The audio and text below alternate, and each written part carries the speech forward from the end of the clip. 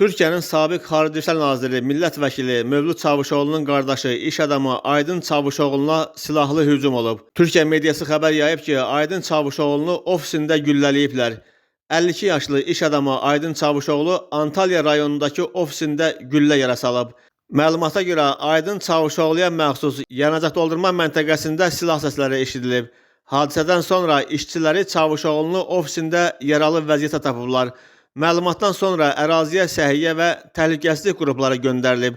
Ağır yaralandığı bildirilən Çavuşoğlu xəstəxanaya aparılıb və ilkin müdaxilədən sonra əməliyyat olunub.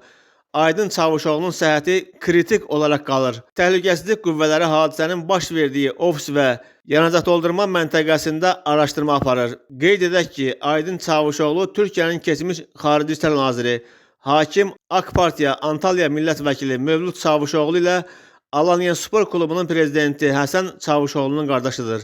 Məlumatda o da qeyd olunur ki, Aydın Çavuşoğlu'nun xəstəxanaya yerləşdirilməsi xəbəri Alanyada böyük ajiotaj yaradıb.